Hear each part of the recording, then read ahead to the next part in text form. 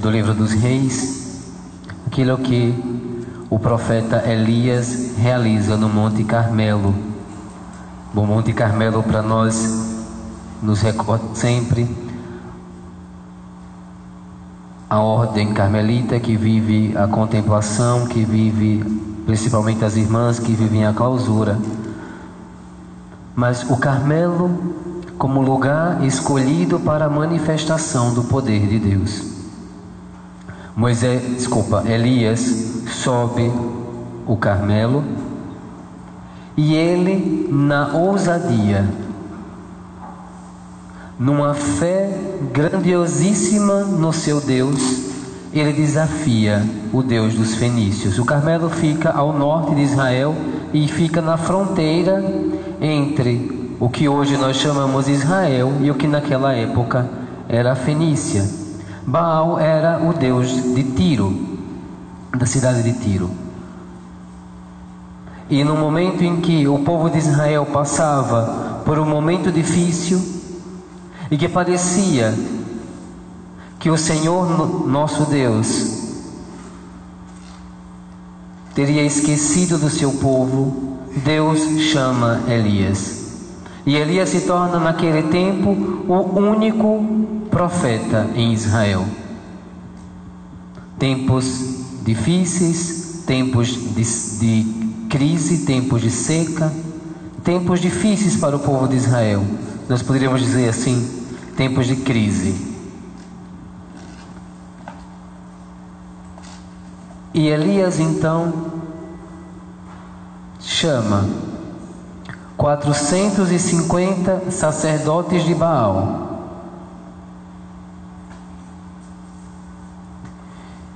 e diante de Acabe ele os desafia e diz: eu sou o único profeta do Deus do Altíssimo, eu sou o único profeta de Javé, nosso Deus.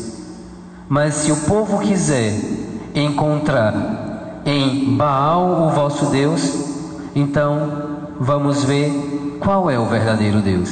E ele põe um desafio: 2 novilhos, 2 holocaustos. Aquele Deus que consumir o holocausto, que consumir a vítima, que consumir o novilho no fogo, seria o Deus Altíssimo. E Elias diz: vocês são 450, eu sou um só, façam vocês primeiro. E os 450 sacerdotes de Baal dançam e invocam o Deus deles sobre o holocausto. E o holocausto não é devorado. Não vem o fogo para consumir. Elias diz: pois bem, eu farei à tarde, depois que eles passaram o dia inteiro, fez o holocausto, fez o altar, preparou lenha e fez o seguinte: jogou sobre a lenha e sobre a novilha 4 talhas de água, e depois se criou uma poça que circulava todo o holocausto. E Elias pediu ao Senhor que enviasse fogo e consumisse o holocausto, e o Senhor enviou fogo e consumiu a vítima e consumiu as 12 pedras que Elias colocou e consumiu a lenha. Meus irmãos e minhas irmãs, o que Deus quer nos mostrar com isso? Qual é o ensinamento de Deus para nós? Por que Deus permitiu que Elias fizesse tal proposta? Por que Deus permitiu que Elias desafiasse os 450 sacerdotes de Baal e os vencesse no seu nome? O que Deus queria nos ensinar, meus irmãos? O altar, a lenha, a fogueira, meus irmãos, é o meu e o seu coração. O coração deve habitar o fogo do Espírito de Deus. Que Jesus disse: eu irei ao meu Pai, eu vos enviarei um outro, vos enviarei o Espírito. Elias é o intercessor que é figura de Cristo. Elias intercede a Deus que envie o seu fogo para consumir o holocausto, como figura de Cristo, que pede ao Pai que envie o seu Espírito sobre nós, sobre os nossos corações. Enquanto, meus irmãos, o nosso coração estiver servindo a um Deus falso, o fogo de Deus não devorará. O fogo de Deus não virá ao nosso coração. Enquanto nós estivermos dando ouvidos aos 450 sacerdotes de Baal, que são as falsas crenças, que são as falsas práticas, que são as coisas deste mundo, o dinheiro, o prazer. São 450 sacerdotes que dançam em volta do nosso coração, mas que não trazem para o nosso coração a graça, a força, a potência de Deus. Não traz para a nossa alma o vigor de Deus.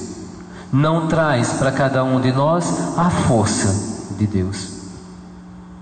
E por isso, meus irmãos, tantas vezes nós ficamos seduzidos por esses sacerdotes, por esses representantes de Baal, por esses representantes do falso Deus, do inimigo de Deus.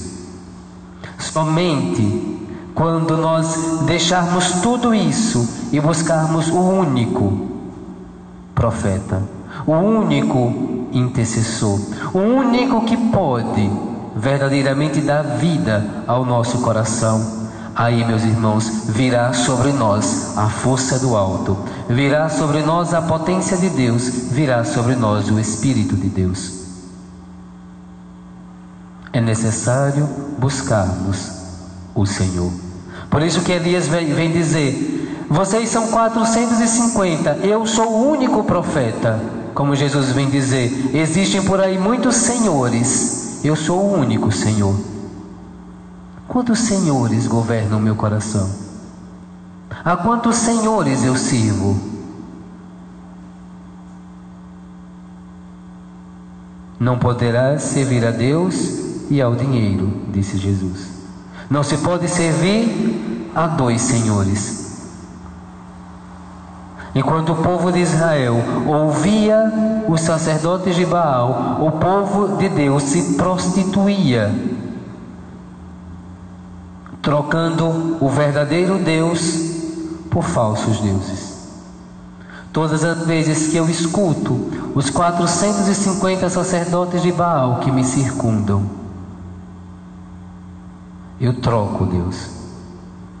Meus irmãos, e essa figura é tão figura de Cristo, que quando Elias diz: eu vou colocar como fundamento deste sacrifício 12 pedras, as 12 tribos de Israel são figuras dos 12 apóstolos.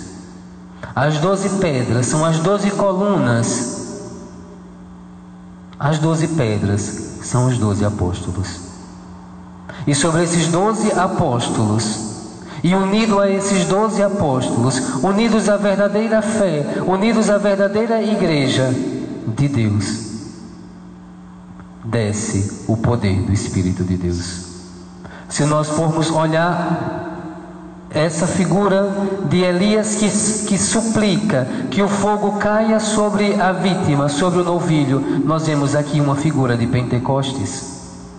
Os 12,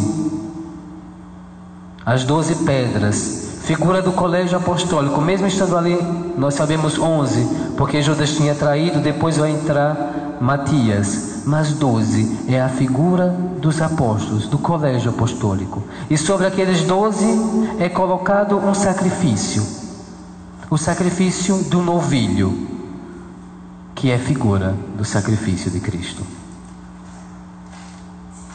É figura do sacrifício da cruz, que é consumido no fogo do Espírito. Mas esse fogo do Espírito, meus irmãos, não consumiu somente o sacrifício de Cristo. Nós encontramos na leitura de hoje, também as pedras foram consumidas. Também os apóstolos foram consumidos. Também a igreja de Deus é consumida por este fogo.